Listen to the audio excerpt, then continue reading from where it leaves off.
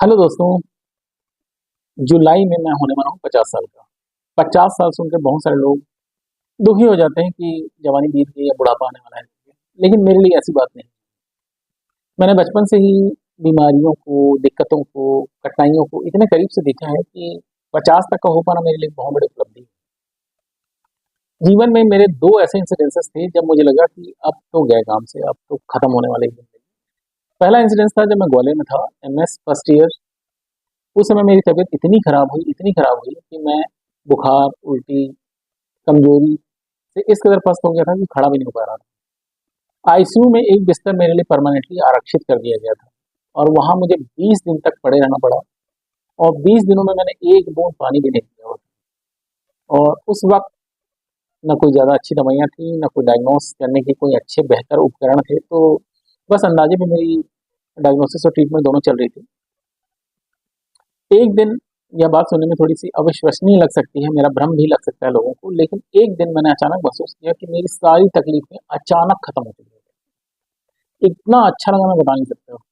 और फिर उसी पल मैंने महसूस किया कि मेरा जो शरीर है वह नीचे पलंग में ही है, आईसीयू के बेड में है, और मैं हवा में तैरता हुआ छत तक चला गया।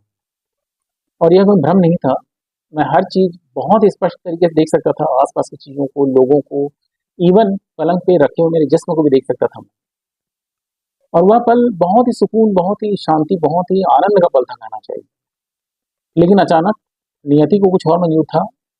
तुरंत मैं छत तक की लेवल से नीचे अपने बिस्तर पे अपने जिस्म में दोबारा वापस आ गया। और मेरे सारे कष्ट, मेरे सारी तकलीफें फिर से वापस आ गई। लेकिन अच्छी चीज यही हुई कि इस आउट ऑफ बॉडी एक्सपीरियंस के बाद मेरे तबीयत में अप्रत्याशित तरीके से सुधार होना शुरू हुआ और 3 दिन के अंदर मैं उठ बैठ गया, चल फिर लिया, खा पी लिया, सब कुछ कर लिया। वह एक दिन मैं कभी नहीं भूलूंगा और इस अनुभव को मैंने बहुत सारे दोस्तों के बीच में शेयर किया है।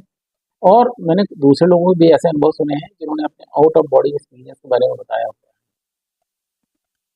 दूसरा जो दौर मौत का हमने देखा था वह था कोविड के दौरान। कोविड के दौरान हर कोई चिंतित था। बहुत से लोगों ने अपने परिचितों को, अपने प्रियजनों को खोया हुआ है।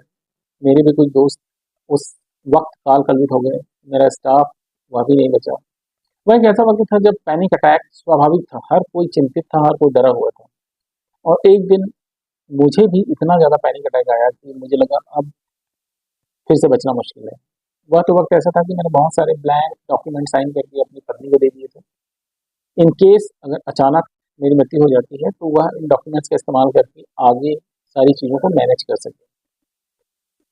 लेकिन इन्हीं दोनों अनुभवों से गुजरने के बाद मैंने जाना कि जीवन एक उपहार है, ईश्वर का दिया हुआ उपहार है। 50 साल का होने का मतलब ये नहीं कि आपकी जिंदगी खत्म हो चुकी है, आप कुछ करने लायक नहीं बचे। बल्कि मैं तो बोलता हूँ यही अब सबसे अच्छा वक्त है जब आप बहुत कुछ कर सकते हैं। इस वक्त तक आते आते अगर आप प्रोफेशनल हैं, आप अगर मेरी तरह डॉक्टर हैं, तो डेफिनेटली आपने पर्याप्त मात्रा में धनराशि भी एकत्रित कर ली होगी, कमा भी लिया होगा। और धनराशि के साथ साथ 50 साल तक के जीवन का जो अनुभव आपके साथ है वह खुद में एक बहुत बड़ी संपत्ति है। तो यह वक्त, जैसा मैं कहता हूँ, अपरिग्रह होने का है। थोड़ा सा फाइनेंशियली अपने आप को ढील दीजिए। जहाँ लोगों की मदद कर सकते हैं करिए, जहाँ खुद पर खर्च कर सकते हैं, खुशियों पर खर्च कर सकते हैं, किसी की भलाई के लिए खर्च कर सकते हैं, करिए। आपके पास पर्याप्त रहेगा। ऐसा नहीं कि आपकी भलाई के सिलसिले में आपकी संपत्ति पूरी खत्म हो जाने वाली है। इतनी समझदारी तो आपने इकट्ठी कर ही ली है कि आपको अब पता है कि कब और कैसे जीवन यापन करना है। तो हर वो व्यक्ति जो 50 का हो चुका है लेकिन मेरे जैसा अनुग्रह का भाव नहीं पैदा कर पाया है, उसे मैं यही कहना चाहता हूँ कि जीवन एक अनमोल उपहार है ईश्वर का।